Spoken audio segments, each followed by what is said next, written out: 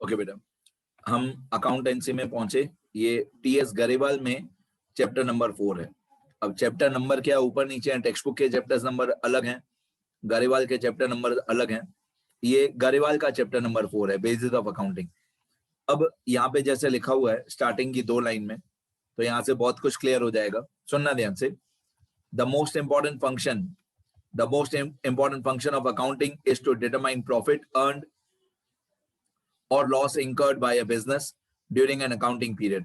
मतलब एक accounting period में कितना प्रॉफिट होता है या कितना लॉस होता है, वो अकाउंटेंसी का सबसे इंपॉर्टेंट काम ये है कि अकाउंट्स हम बनाते ही इसलिए हैं कि हमको पता चले कि प्रॉफिट कितना हुआ या लॉस कितना हुआ। अब प्रॉफिट अर्न्ड और loss incurred by the business can be determined either by cash basis of accounting और अक्रूवल और mercantile basis of accounting.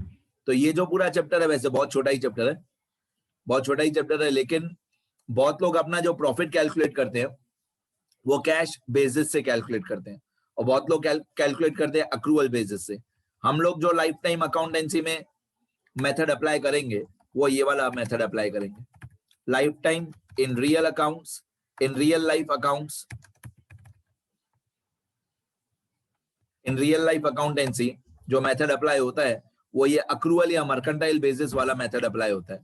Cash basis वाला मेथड बहुत कम लोग अप्लाई करते हैं, बहुत कम लोग। तो इस चैप्टर में हम लोग यही सीखेंगे कि अगर आप कैश बेसिस से अपने एक्सपेंस और इनकम लिख रहे हो तो आपका प्रॉफिट अलग आएगा, और अगर आप अक्रूवल बेसिस से लिख रहे हो तो आपका आंसर अलग आएगा। तो यहाँ पे कुछ एग्जाम्पल्स हैं गरेवाल के ही जो मैंने सॉल्व करके रखे हैं, बेसिकली क्वेश्चन भी और आंसर भी। ये चैप्टर का नाम बेसिस ऑफ अकाउंटिंग, ये इलस्ट्रेशन 1। अब पहले हम लोग क्वेश्चन रीड करेंगे इलस्ट्रेशन 1 का, फिर धीरे धीरे इसको सॉल्व करेंगे। यहाँ पे लिखा हुआ है during the financial year 2020-21, during the financial year 2020-21 Ashok had cash sales of rupees 3,90,000 and credit sale of rupees 1,60,000। तो पहले मैं ये सारी इंफॉर्मेशन ट्राई करता हूँ कि जो क्वेश्चन लिखा हुआ है वही मैं सारा लिखूं। यहाँ से हमारा आंसर और जो डिटेल्स क्वेश्चन में दी हुई है वो मैं फिर से लिख देता हूँ। ये वर्किंग नोट्स हमारे। अब ऊपर लिखा हुआ है क्वेश्चन में कैश सेल्स 3,90,000, तो मैं यहाँ पे लिख देता हूँ कैश सेल्स 3,90,000। फिर दिया हुआ है क्रेडिट सेल 1,60,000, तो मैं लिख देता हूँ यहाँ पे क्रेडिट सेल 1,60,000। अब आपको इतना तो पता होना चाहिए कि कैश सेल मतलब ऐसी सेल जिसका पैसा हमको सेम डे पे मिल गया, और क्रेडिट सेल मतलब ऐसी सेल जिसका पैसा हमको सेम डे नहीं मिला, हमने गुड्स सेल कर दिए, हम लोगों ने गुड्स सेल कर दिए लेकिन अभी तक हमको पैसा मिलना बाकी है। अब इन दोनों का जो टोटल आएगा, कैश सेल और क्रेडिट सेल, इन दोनों का जो टोटल आएगा उसको हम लोग बोलते हैं टोटल सेल्स, जो इन दोनों को ऐड करके आएगा। तो एक ये 3,90,000 और एक ये 1,60,000, इन दोनों को टोटल करके हमारा आंसर आएगा 5,50,000। इस 5,50,000 को हम लोग बोलते हैं टोटल सेल्स। ये 5,50,000 जो है इसको हम लोग बोलते हैं टोटल सेल्स। तो धीरे धीरे बातें समझते जाना। ये पर्टिकुलर्स का कॉलम, मैं बेसिकली सारा क्वेश्चन ही लिख रहा हूँ। ये अमाउंट का कॉलम और ये भी अमाउंट का कॉलम, पर्टिकुलर्स अमाउंट रुपीस, और यहाँ पे भी पर्टिकुलर्स अमाउंट रुपीस। चलो और आगे बढ़ते हैं।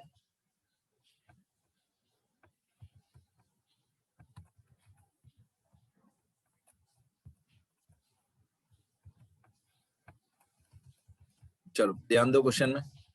कैश सेल लिख दिया मैंने, क्रेडिट सेल लिख दिया। क्वेश्चन में जाते हैं और क्या दिया हुआ है। फिर लिखा हुआ है his expenses for the year were 2,70,000, मतलब टोटल एक्सपेंसेस, हिज एक्सपेंसेस मतलब total expenses for the year were 2,70,000, out of which 80,000 is still to be paid. मतलब 2,70,000 हमारा टोटल एक्सपेंस है, उसमें 80,000 अभी हमको पे करना बाकी है। पे करना बाकी है मतलब आउटस्टैंडिंग, पे करना बाकी है मतलब आउटस्टैंडिंग। तो लिखना शुरू कर दें। हिज एक्सपेंसेस वर 2,70,000 मतलब टोटल एक्सपेंसेस। तो मैं यहाँ पे नीचे की तरफ लिखता हूं टोटल एक्सपेंसेस वर 2,70,000। ये 2,70,000 ओनर के टोटल एक्सपेंसेस हैं। उसमें से इस टोटल एक्सपेंसेस में से 80,000 rupees 80,000 rupees is still outstanding.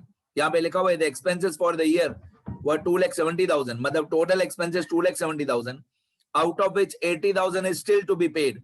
मतलब 2,70,000 में से 80,000 अभी भी हमको पे करना बाकी है. तो जो पे करना बाकी है उसको बोलते हैं आउटस्टैंडिंग, O/S, मतलब आउटस्टैंडिंग.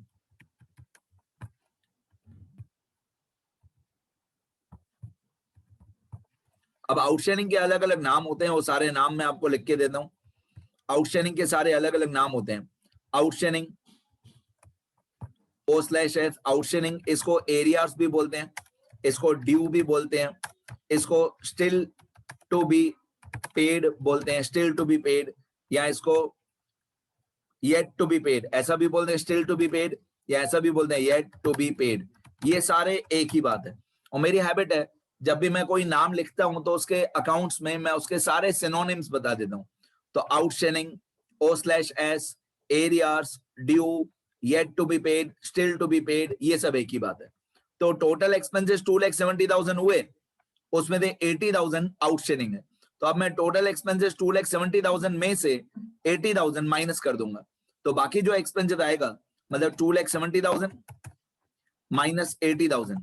तो 2,70,000 में से 80,000 मैं माइनस कर दूंगा, बाकी बचेगा 1,90,000. बाकी जो 1,90,000 बचा इसको मैं बोलूंगा कैश एक्सपेंसेस, मतलब एक्सपेंसेस पेड इन कैश. बाकी जो 1,90,000 बचा उसको मैं कैश एक्सपेंसेस बोलूंगा. इतने एक्सपेंसेस हमने पे कर दिए. और इसको और थोड़ा रिफाइंड वे में लिखने के लिए मैं नंबर भी दे देता हूं 1 और 2,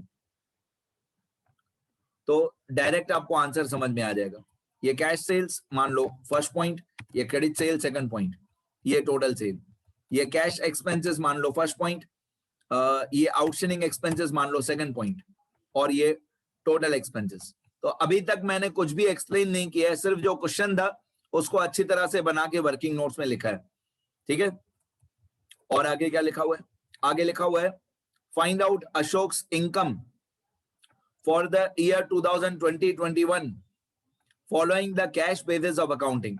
तो मैं आपको कैश बेसिस भी बता दूंगा और मर्केंटाइल बेसिस भी बता दूंगा कि अगर मिस्टर अशोक जो है वो कैश बेसिस से अकाउंटिंग बनाते हैं तो इनका आंसर क्या होगा, प्रॉफिट कितना होगा.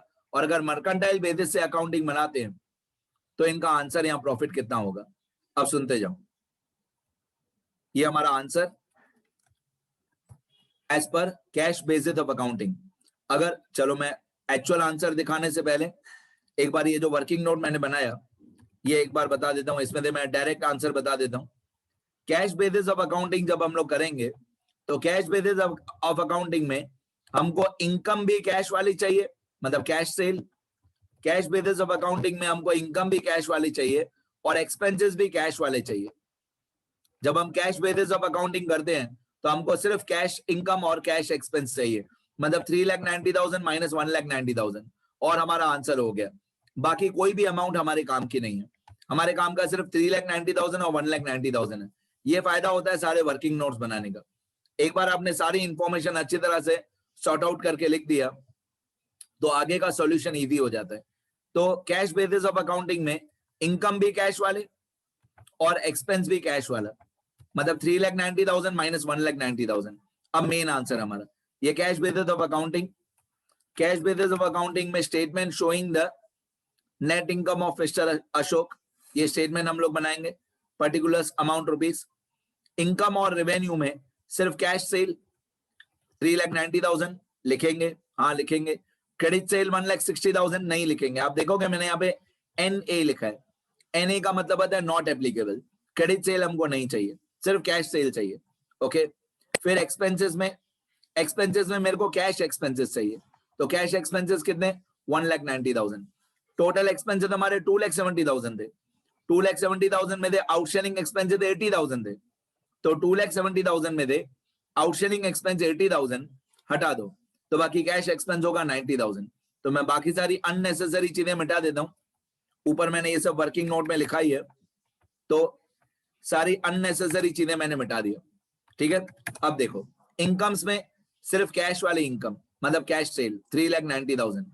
एक्सपेंसेस में यहां पे मैं लिखूंगा लेस एक्सपेंसेस. एक्सपेंसेस में सिर्फ कैश वाला एक्सपेंस 1,90,000. तो इस 3,90,000 में से 1,90,000 हम माइनस कर देंगे, बाकी आएगा 2 लाख। ये 1,90,000 हम लोग माइनस कर देंगे, बाकी आएगा 2 लाख। तो इक्वल टू 3,90,000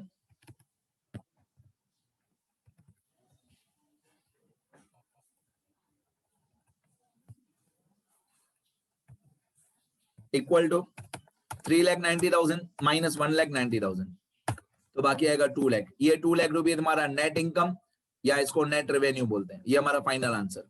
तो मैंने बहुत बार बताया कि मेरे को कैश बेसिस जब हम लोग करेंगे तो इनकम भी कैश वाली चाहिए और एक्सपेंस भी कैश वाला चाहिए। अब दूसरा जो मेथड है वो यहाँ पे पूछा हुआ नहीं है, ये कैश बेसिस ऑफ अकाउंटिंग मान लो फर्स्ट पॉइंट। अब सेकंड पॉइंट जो है मर्केंटाइल बेसिस, वो इस क्वेश्चन में पूछा नहीं है, बट मैं मेरी तरफ से वो भी सॉल्व करके बता देता हूँ। सुनना ध्यान से, यहाँ पे मैं लिखूंगा मर्केंटाइल बेसिस, यहाँ पे मैं नंबर कर दूंगा सेकंड, और इधर मैं लिख दूंगा मर्केंटाइल बेसिस और अक्रूवल बेसिस, मर्केंटाइल बेसिस और अक्रूवल बेसिस ऑफ अकाउंटिंग। अब जब हम लोग मर्केंटाइल बेसिस करते हैं तो उसमें हम लोगों को इनकम्स में कैश सेल नहीं चाहिए, इनकम में हम लोगों को चाहिए टोटल सेल। टोटल सेल मतलब कैश और क्रेडिट दोनों का टोटल। इनकम्स में हमको चाहिए टोटल सेल, ठीक है। तो टोटल सेल कितना था हमारा, टोटल सेल ये था 5,50,000। मतलब जब हम लोग मर्केंटाइल बेसिस करेंगे तो मर्केंटाइल बेसिस में हम लोगों को सेल भी टोटल वाला चाहिए 5,50,000 और एक्सपेंस भी हमको टोटल वाला चाहिए 2,70,000। जब हम लोग मर्केंटाइल बेसिस से अकाउंटिंग करते हैं तो इनकम्स भी टोटल चाहिए, कैश और क्रेडिट दोनों का टोटल, एक्सपेंस भी दोनों का टोटल चाहिए, कैश और क्रेडिट दोनों का टोटल। तो इनकम का टोटल है 5,50,000, एक्सपेंस का टोटल है 2,70,000। तो 550 और 270 ये दोनों हम लोग लिखेंगे, यहां पे लिखेंगे 550 और यहां पे लिखेंगे 270। और सेल्स में total sales that is cash sale plus credit sale, that is cash sale plus credit sale. Expenses में टोटल एक्सपेंसेस, एक्सपेंसेस में total expenses that is cash expenses plus outstanding expenses, cash expenses plus outstanding expenses. तो ये कुछ rules हैं जो आपको जिंदगी भर काम आएंगे। अब हम लोग 5,50,000 में से 2,70,000 माइनस कर देंगे, तो 5,50,000 माइनस 2,70,000, तो बाकी बचेगा 2,80,000। ये 2,80,000 रुपीज हुआ हमारा नेट इनकम और net revenue according to mercantile basis. According to mercantile basis हमारा नेट प्रॉफिट है 2,80,000 और according to cash basis, according to cash basis हमारा नेट प्रॉफिट है 2 लाख। तो फर्क समझो आप लोग, अगर ये वर्किंग नोट समझोगे तो सब समझ में आ जाएगा, ये वाला वर्किंग नोट देखोगे तो सब समझ में आ जाएगा। कैश बेसिस में इनकम भी कैश वाले और एक्सपेंस भी कैश वाला, और मर्केंटाइल बेसिस में इनकम भी टोटल वाली और एक्सपेंस भी टोटल वाला। ये रूल्स याद रखो। तो क्या होता है, दोनों मेथड से, दोनों मेथड से हमारा नेट प्रॉफिट अलग अलग आता है। कोई कोई लोग क्या करते हैं अपने बिजनेस में, जितना कैश आया उतना ही प्रॉफिट हुआ ऐसा मानते हैं। कोई कोई लोग ऐसा मानते हैं कि जितना कैश आया उतना ही प्रॉफिट हुआ, उसको बोलते हैं कैश बेसिस ऑफ अकाउंटिंग। और कोई कोई लोग क्या करते हैं, कैश सेल को भी इनकम मानते हैं, क्रेडिट सेल को भी इनकम मानते हैं। तो ये हुआ mercantile basis of accounting. Mercantile वाले टोटल सेल लिखते हैं 5,50,000 कैश और क्रेडिट दोनों को मिला के। तो एक बार मैं स्क्रॉल कर देता हूं जितना मैंने इस लेक्चर में अभी तक बताया, फिर और आगे करते हैं।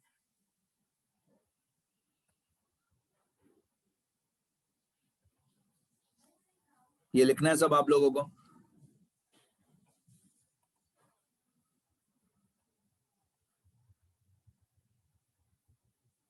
ये वर्किंग नोट लिखना अच्छी तरह।